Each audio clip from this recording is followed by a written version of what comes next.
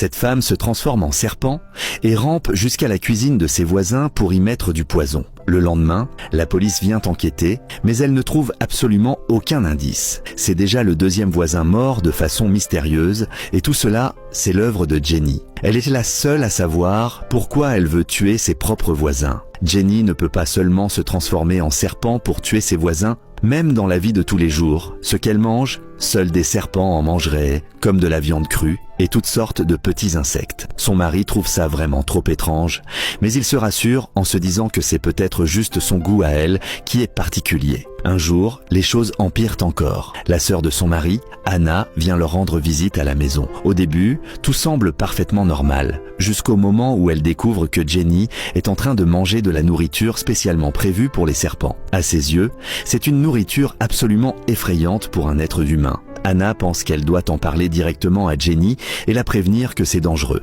Elle ne se doute pas du tout qu'en faisant ça, elle est en train de creuser sa propre tombe. Elle dit à Jenny, « S'il te plaît, ne mange plus ce genre de choses, je te dis ça pour ton bien, tu es la femme de mon frère. Ce genre de choses n'est vraiment pas bon pour un être humain. » Mais à sa grande surprise, Jenny se met à hurler, « Mêle-toi de tes affaires, il faut vraiment que quelqu'un vienne me dire ce que j'ai le droit de manger maintenant. » La colère de Jenny la fait sursauter. Anna voulait simplement l'aider. Plus tard, elle va voir son frère et lui dit « Tu dois empêcher ta femme de continuer à manger cette nourriture pour serpents. Tu veux la perdre ou quoi ? Ça lui fait vraiment du mal. » Alors Paul va avertir Jenny et lui ordonne d'arrêter tout ça immédiatement. D'un ton très sévère, il lui donne un ordre très clair. Mais Jenny bouillonne de rage. Elle est incapable de s'arrêter parce que ces choses sont justement la source de sa survie. Au fond, elle est un véritable serpent et doit continuer à se nourrir ainsi. À partir de ce moment-là, elle garde une haine profonde envers la sœur de son mari. Jusqu'à une nuit, à minuit pile, elle se transforme de nouveau en serpent rampe le long du toit et se faufile jusque dans la chambre d'Anna. Elle la voit profondément endormie et lui plante violemment ses crocs dans la jambe. Anna meurt sur le coup, mais ce qui s'est réellement passé, personne ne le saura jamais. Jenny n'est pas un serpent ordinaire. Sur le corps des personnes qu'elle mord, il ne reste aucune trace de morsure de serpent.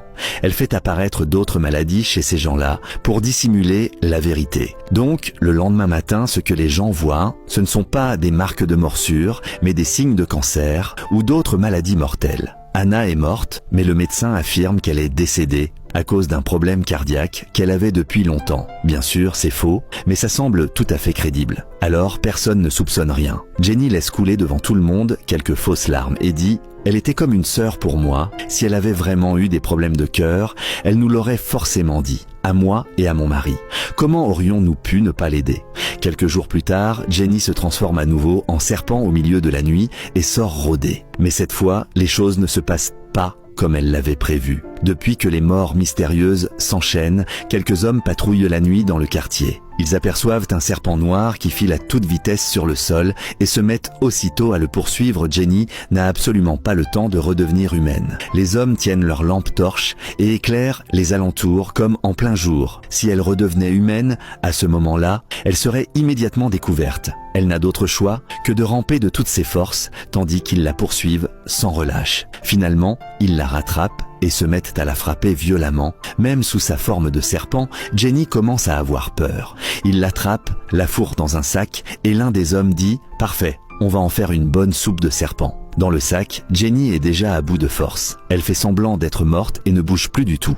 À ce moment-là, son mari se réveille à la maison et remarque que sa femme a encore disparu. Dehors, il est déjà plus de 3 heures du matin. À ton avis, est-ce que la justice finira par être rendue ? Et quel genre de fin l'attend encore ? L'histoire n'est pas terminée, la suite arrive. N'oublie pas de t'abonner, comme ça tu ne rateras rien de la suite.